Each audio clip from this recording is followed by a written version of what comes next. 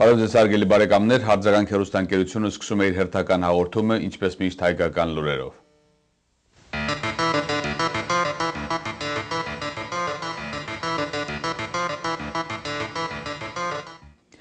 Անհրաժեշտ է, որ Թուրքիան ճանաչի հայոց ցեղասպանությունը։ Այս մասին Թուրքիայի նոր արտաքին քաղաքականության ուղղությունը թեմայով լսումներում, որը տեղի ունեցել Միացյալ Նահանգների ներկայացուցիչների պալատի արտաքին գործերի հանձնախմբում, հայտարարել է կոմիտեի նախագահ Հովարդ Բերմանը։ Ես հավատում եմ, որ թուրքերն ընդունելով իրենց անցյալը կտեսնեն, որ իրենք եւ իրենց սերունդները ձերբազատվում են հսկայական բարոյական բեռից, ասել է կոնգրեսականը։ Ամերիկայի հայկական համագումարը ողջունել է կոնգրեսական Բերմանի շարունակական աջակցությանը հայոց ցեղասպանության ճանաչման գործում։ Արա վիդեո ֆոտոստուդիոն նկարահանում է ամեն տեսակ ընտանեկան հանդիսություններ, հարսանյաց, նշանադրության, մկրտության, ծննդյան եւ ամուսնության։ Այցելեք Արա վիդեո ֆոտո վեբսայթը ծանոթանալու համար աշխատանքների նմուշներին եւ ձեր առջեւ կբացվի գեղարվեստորեն հագեցած բարձրորակ գործեր, կատարված Արա վիդեո ֆոտոստուդիոյի կողմից վիդեոարվեստի ամենավերջին նորույթներով։ Այցելեք aravideophoto.com Գերմանիայի փոխկանցլեր եւ արտաքին գործերի նախարար Գիդո Վեստերվելը Ստամբուլում հայտարարել է, որ Թուրքիան ներկա պահին դեռևս չի հասունացել Եվրոմիությանը անդամակցելու համար։ Թուրքիան նախարարի խոսքով շատ կարևոր պետություն է եւ կարող է զգալի կառուցողական օգնություն ցուցաբերել Աֆղանստանում, Իրանում կամ Մերձավոր Արևելքում ծագող հակամարտությունների լուծման ժամանակ։ Նրանք, ովքեր գտնում են, որ Թուրքիայի անդամակցությունը Եվրոմիությանը պետք է տեղի ունենա մոտ ժամանակներս, ցավոք սխալվում են, ասել է Վեստերվելեն։ Արձագանք հեռուստաընկերությունը շարունակում է կազմակերպել ճամփորդություն դեպի Հայաստան։ Դուք կմնաք բարձրորակ եւ թանկարժեք հյուրանոցներում։ Ամեն երեկո առաջնակարգ ռեստորաններում կվայելեք ձեր ընթրիքը։ Կայցելեք Հայաստանի տեսարժան վայրերը, ինչպես նաեւ երեկոյա ճամփորդությամբ կայցելեք Արցախ աշխարհը։ Տարիների փորձառությունը մեզ հնարավորություն է տալիս ստեղծել հաճելի մթնոլորտ մեր զբոսաշրջիկների համար լավագույնս վայելելու համար մայր հայրենիք Հայաստանը։ Այս տարվա ճամփորդությունը կլինի սեպտեմբերի 17-ից մինչև հոկտեմբերի 1-ը եւ շատ մատչելի գներով, ուր կմասնակցեք Հայաստանի անկախության տոնակատարությանը։ Շտապեցեք օգտվել այս հնարավորությունից, ծախսելով բավականին քիչ գումար եւ վայելել երկիրը ամբողջությամբ։ Մանրամասն տեղեկությունների համար հեռարձայնել արձագանքին 201 944 2789 հեռախոսահամարով։ Միացյալ Նահանգների Սենատի հատկացումների կոմիտեն հաստատել է 2011 թվականի համար նախատեսված օտարերկրյա հատկացումների մասին օրինագիծը, որով նախատեսվում է Հայաստանին հատկացնել $40 միլիոն, ինչը 1 միլիոնով պակաս է նախորդ տարվանից։ Հունիսին Ամերիկայի Միացյալ Նահանգների ներկայացուցիչների պալատի հատկացումների ենթակոմիտեն Հայաստանին էր հատկացրել $44 միլիոն, ինչպես նաև $10 միլիոն Լեռնային Ղարաբաղին։ Օրինագիծը կքննարկվի սեպտեմբերին Սենատում եւ ներկայացուցիչների պալատում։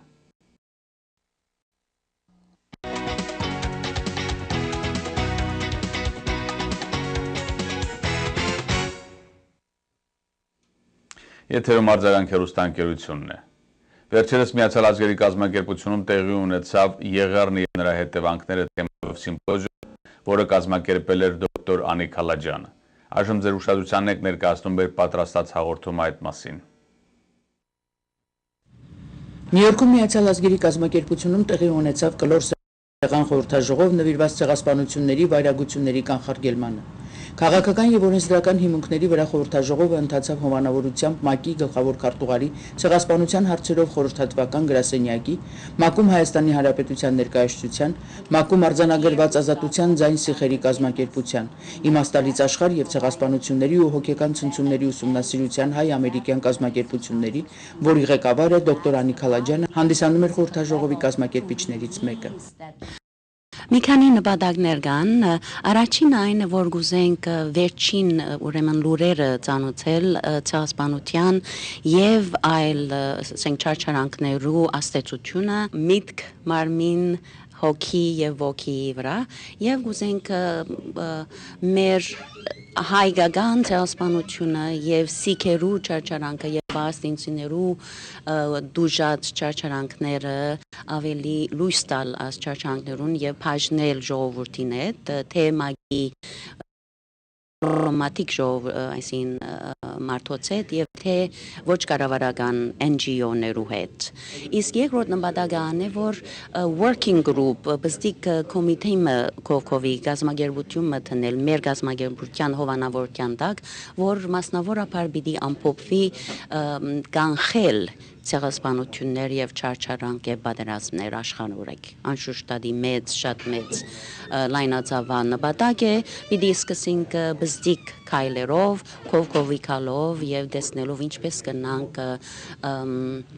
արտնցնել աս սկացումը խաղաղության, սիրո եւ եղբայրության եւ քրոջ այս կարեւոր սկացումը արտնցնել մարդոց մեջ։ Խորհրդաժողովում առաջ քաշված 3 հիմնական հարցերը վերաբերվում էին առաջինը հայոց ցեղասպանության հետևանքները սերունդների վրա եւ ճիշտ գնահատականի անհրաժեշտությունը առաջ շարժվելու համար։ Այս նյութին հանգամանալից անդրադարձավ հոգեբան դոկտոր Անիկ Ալաջյանը, իր խոսքի մեջ նշելով, որ հանցանքի ընդունումը, ներողամտությունն ու համերաշխությունը միակ ճանապարհն է եկող սերունդների համար եւ ամենակարևոր քայլերից մեկը այդ մտածելակերպը սերմանելն է նոր սերնդի մեջ, որը վաղը դառնալու է իր երկրի որոշիչ դեմքը։ I will present an overview addressing some of the atrocities in the last century and focusing on political, legal, and mind, body, spirit perspectives. So what's genocide? We have the Convention on the Prevention and Punishment of Crime of Genocide in 1948, and which is defines genocide, which is the Article 2, as any of the following acts committed with intent to destroy, in whole or in part, a national, ethnical, racial, or religious group. And why does genocide happen? Because of many different ideologies and many different identities that become very egocentric, and political parties become selfish and greedy and exacerbate those conflicts and identity issues. And conflicts rarely emanate from real or perceived differences, but yet it's perceived in a way that it creates anxiety and fear in people, and fear then is destructive, destroys the person that has the fear and others around them. Let's start with slavery. African American slave trade over 650 years, and still the subsequent racism continues. And let's look at this Ottoman Turkish genocide of Armenians in 1915, and Greeks and other Christian minorities, where over 1.5 million Armenians were killed or sent out through Arabian deserts. And this is a violation of Universal Declaration's Article 18. Everyone has the right to freedom of thought, conscience, and religion. They have forced some Armenians who changed their Christianity to Islam were able to survive in this time, but others, they didn't, and they perished. What happened? Between 1 to 1.5 million Armenians were murdered or killed in the starvation. About 1 million Greeks and Assyrians were also perished. Millions displaced all around the world, and still Armenians are displaced all around the world. Only about 3 million are in Armenia, the Independent Republic of Armenia, but the rest of 5 million are all around the world. Some states have recognized the genocide of Armenians, and these are the 20, but United States and Turkey are not in the list. And here are some pictures of many Armenians perished due to starvation. And there are 8 stages of genocide according to Gregory Stanton. And this is classification first, symbolization, dehumanization. So what they say, those people are not people, they're animals, they're below us. So it gives them a right to then torture those people. Organization, polarization,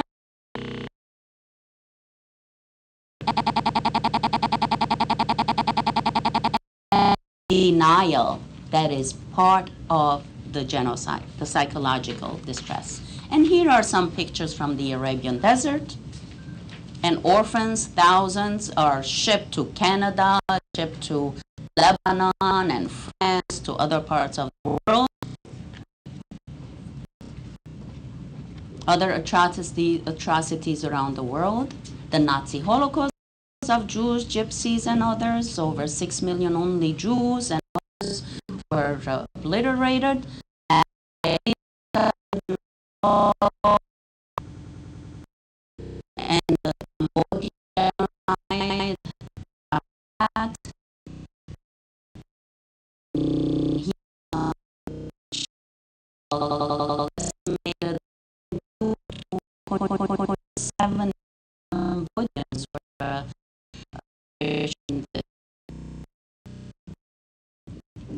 and the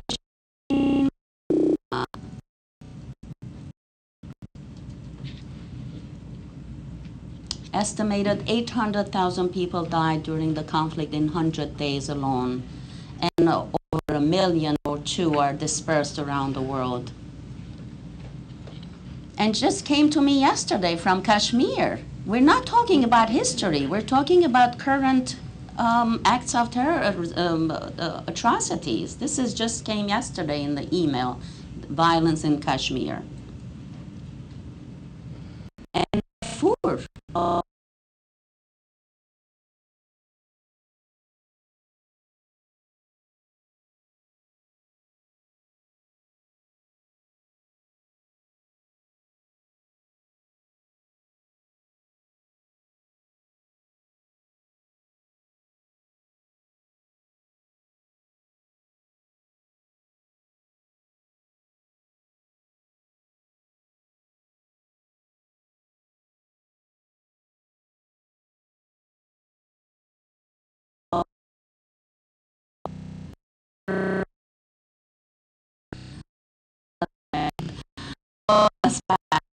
When you have some European, so it's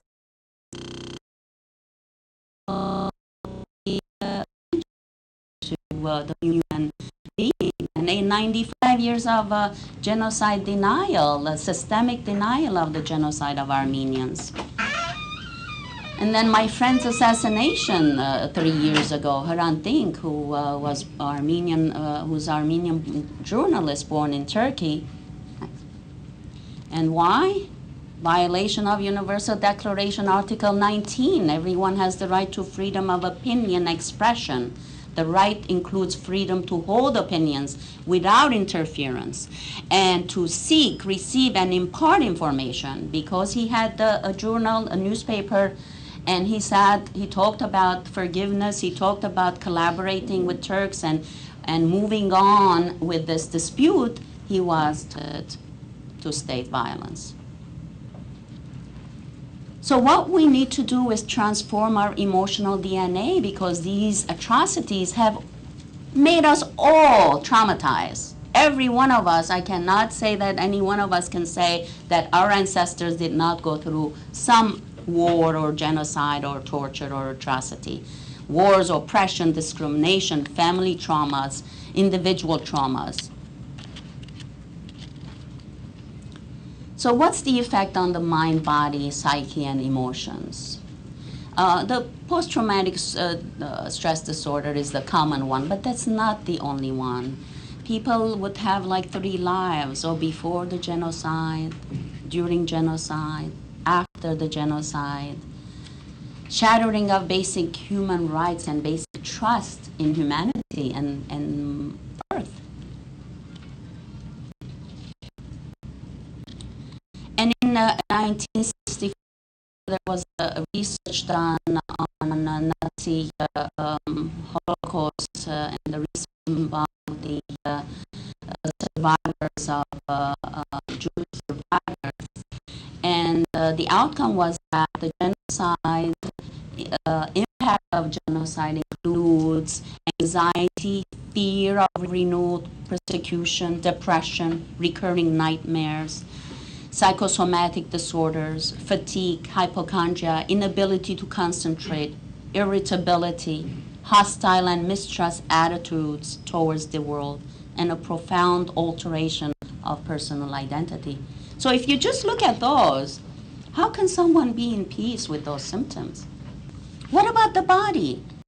There's plenty of research and articles that indicate body keeps the score. It comes out of Harvard University.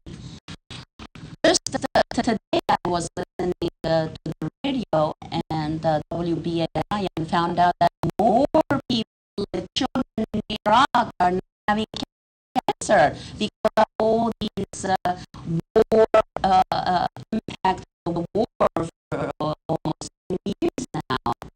Cancer, digestive disturbances, cardiovascular disorders, asthma and upper respiratory disorders, disorders, addiction and dependency, disorders.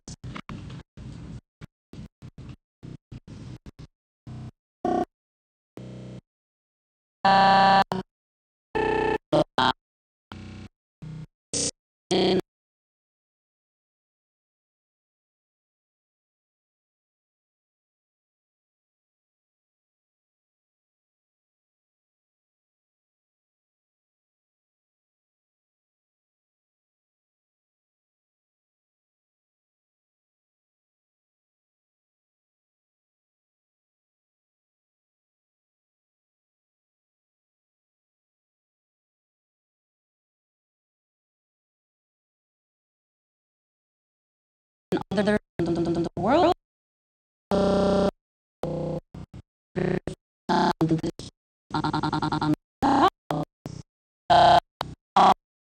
anger at God and Mother Earth, disconnecting from our belief systems, deepening of our inner hole, spiritual crisis, and then spiritual emptiness, and then existential vacuum, as Viktor Frankl well put it.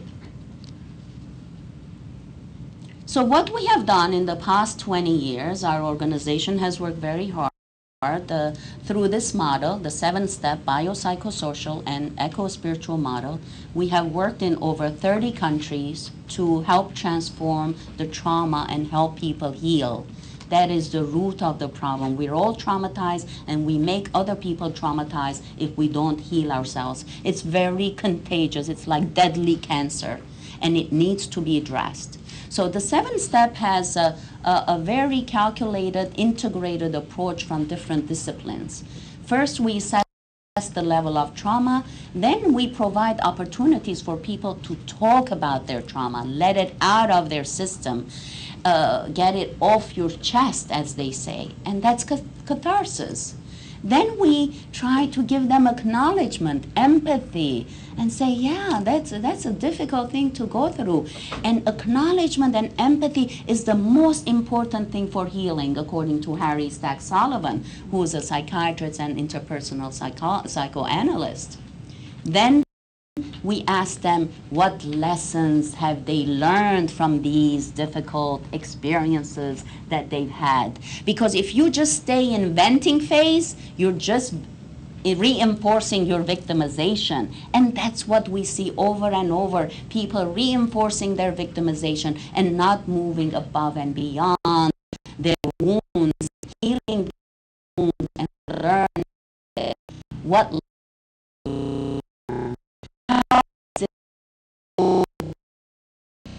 what meaning you have, what kind of meaning you have discovered in this atrocity.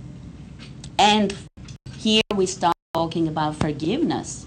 The next step, providing didactic information. Information is knowledge, power. So we give people step-by-step techniques, how to forgive, how to let go, how to learn from history and move on so we don't repeat it.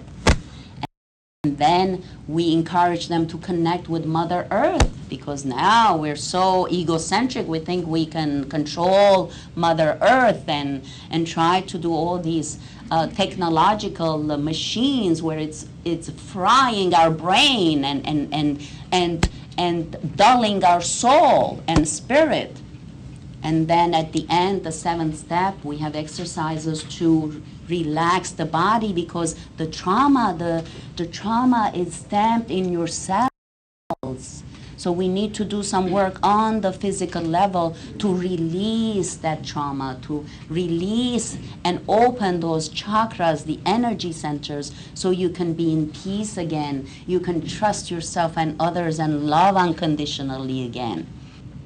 These are my favorite two slides in conclusion.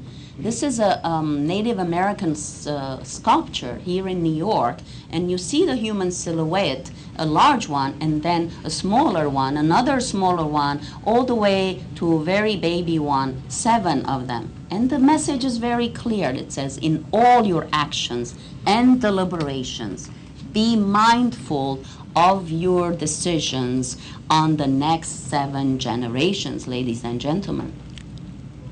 And this conclusive slide, look how beautiful this slide. You've seen those atrocities, and you see now this beautiful valley of yellow and purple and orange and red flowers in harmony. It's like a beautiful fabric. They're different, the colors, but together they look so beautiful and united in peace and harmony. And this is the work of one woman. 25 years she went to this valley and put seeds and bulbs here. And look what she created. And my conclusive question is, where are your seeds? Where are your bulbs? Where are you placing them? Life is short and years pass by quickly. Have a purpose, have a goal, have a mission. Join our organization or like-minded organizations that are pursuing peace, and commit. Peace begins in your soul. And ladies and gentlemen, be mindful of where you and how you nurture those peace seeds. Հնդկաստանում շուրջ 2 տասնամյակ շարունակվող սիխերի ցեղասպանության արհավիրքները ներկայացրեց Voice of Freedom ազատության ձայն կազմակերպության նախագահ Hans Deep Singh-ը իր խոսքի մեջ մասնավորապես նշելով. Ladies and gentlemen, thank you for joining us today in this important discussion on preventing genocide and torture. Before I begin, I will read a short quote. It's something my law professor would do every time he started his human rights class. I always loved that tradition. Many of you may be familiar with this quote from Milan Hubel. He was a Czech historian imprisoned by a totalitarian regime. He asserted, "The first step in liquidating a people is to erase its memory, its books, its culture, its history. Then have somebody write new books, manufacture a new culture, invent a new history. Before long, the nation will begin to forget what it is and what it was. The world around it will forget even faster." This is the story of the Sikh people, whose voices have been silenced for 25 years. This is also the story of a democratic, secular country, India, which has continually taken steps to ensure that the term Sikh genocide does not resonate in the hearts and the minds of the international community. This becomes easier to understand when we see how the truth has been replaced by euphemisms that have permeated the consciousness of a nation. Instead of genocide, they call them anti-Sikh riots. Instead of pogroms, they call it communal violence. Instead of extrajudicial killings, they call them fake encounters. Instead of torture, they call it protecting national security. These are how legitimate claims expounded by human rights NGOs like Human Rights Watch, Amnesty International, Voices for Freedom, and INSAF have all been shrouded by India's unwillingness to be held accountable for mass atrocities that number well over 150,000 from 1984 to 1995. And these are conservative numbers. From this account, one can see why even a discussion on preventing genocide and torture is problematic. When individuals, nations, and the global community have all failed to recognize genocide or torture in India, how can we even begin to devise methods against its prevention? True prevention can only come from the immediate intervention when the seeds for demonizing an entire community are first being laid. In the following discussion, I will focus on the period from 1984 to 1995, primarily to show that the Indian government acted with the intent to destroy, in whole or in part, the Sikh population as defined by the Genocide Convention of 1948. Հատկապես ցնցող տպավորություն թողեցին վիդեո պատկերները, որ իր խոսքից հետո ներկայացրեց Hans Deep Singh-ը.